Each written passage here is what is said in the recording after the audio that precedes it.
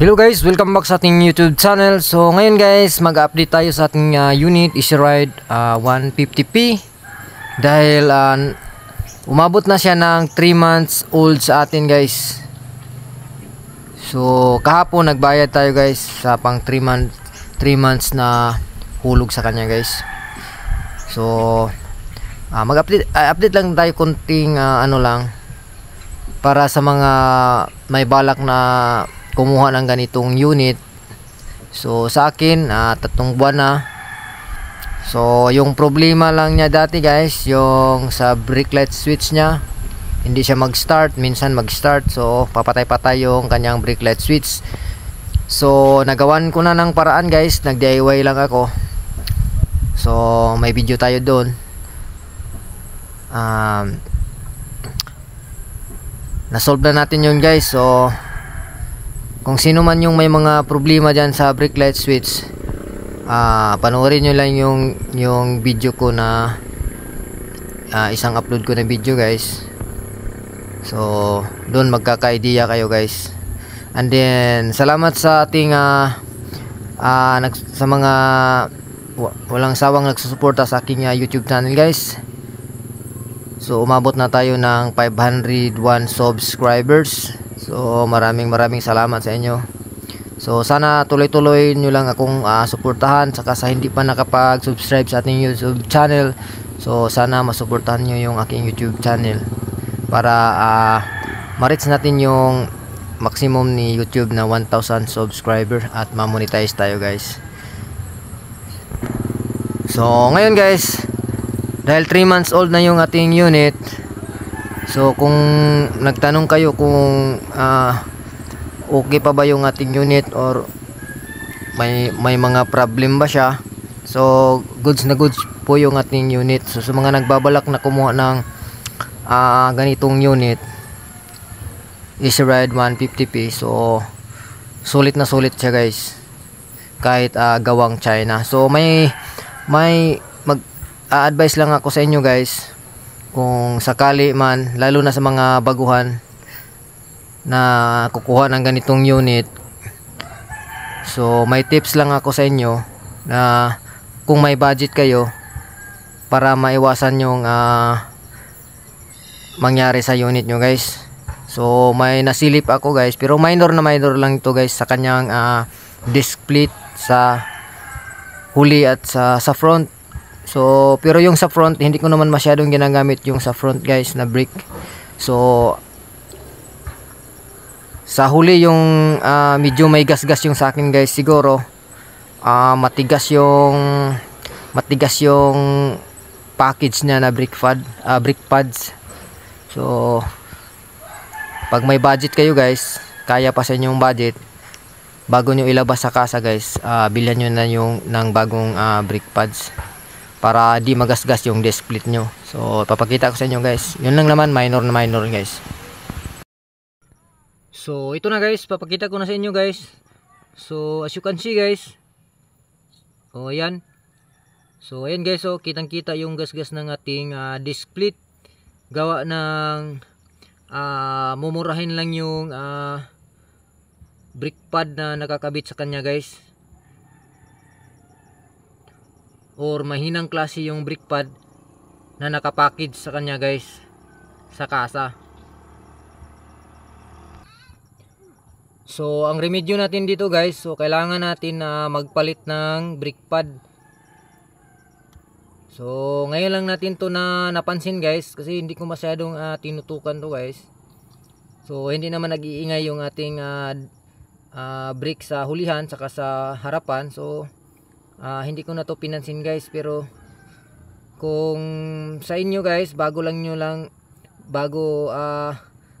pa yung unit nyo or kakakuha nyo lang guys, so much better kung bilhan nyo agad ng magandang klase na brake pad, para hindi matulad sa akin yung unit nyo guys. Medyo nagasgas yung ating disc plate. So pag may budget kayo guys, agapan nyo na kaagad guys, palitan nyo na ng bago. So yan lang yung tips ko sa inyo guys, para hindi magasgas yung disc plate nyo. So ang kasukat pala ng ating brake pad sa panghuli guys, yung sa Rossi RFI 175. So Rossi RFI 175 yung kasukat nya. So yun yung bilhin nyo guys na brake pad sa panghuli ng ating Easy Ride 150p. Dito naman tayo sa harapan guys.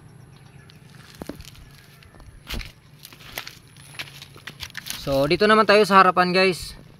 So ayan guys, dahil hindi ko masyado siyang ginagamit ang brake niya sa harapan or yung front brake niya.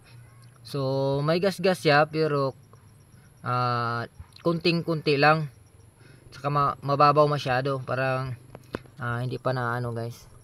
So yung sa huli medyo madami-dami ng gas-gas guys, pero hindi pa naman din kalaliman. So aagapan ko yun guys, kailangan magpalit ng brake pad. So yun lang yung solusyon. Kasi pag pabayaan natin guys na maglalim yung gas-gas nya, madaling mapudpud yung ipapalit nating brake pad. So dito naman tayo sa kanyang brake pad or yung dito brake caliper. Yung kasukat nitong brake pad hindi ko pa alam guys, kasi may napagtanungan akong kapwa is user, hindi rin siya nakapagpalit pa ng brake pad sa harap. Yung sa huli lang yung kasukat sa Rossi RFI 175, pero yung dito sa harapan guys, so wala pa tayong idea na anong unit ang kasukat niya na brake pad. So yun guys, and then kumbaga kung sakaling magtatanong-tanong din tayo sa mga nauna pa sa atin na gumamit ng Easy Ride 150p para malaman natin kung ano ba ang kasukat ng brake pad nito sa harapan. So yan. So yan lang yung ma-share ko sa inyo guys na mga idea. So may pahabol tayo. Meron pa palang pahabol tayo guys about sa kanyang kill switch. So about naman sa kanyang kill switch dito daw, minsan ito daw yung dahilan na hindi under yung ating unit guys. Pero may paraan naman dito guys. Pwede naman tong irekta na yung wire sa ilalim. So hindi na natin to gagamitin para sure tayo na walang aberya. So ipag-connect nyo lang yung wire sa ilalim guys. Yung dalawang wire na connection nito guys. So i-connect nyo lang yun, saka balutin nyo ng electrical tape. Ayos na guys. Para sa akin ayos naman na wala to guys, walang kill switch. Kasi minsan talaga guys, pag nagloko ang kill switch, kung hindi mo alam guys, hindi ka talaga makapag drive ng yung motor, hindi andar yung motor mo guys. Ito talaga ang kadalasang nasisira guys. So yan lang guys. Don't forget to subscribe my YouTube channel kung bago ka pa lang nakapunta sa aking channel. Pa-like, share and hit the notification bell para updated ka sa aking susunod pang mga video uploads about sa ating unit na Easy Ride 150p. And then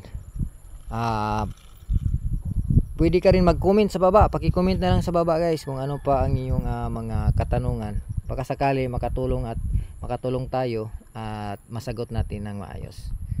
So yan lang po, God bless and bye bye.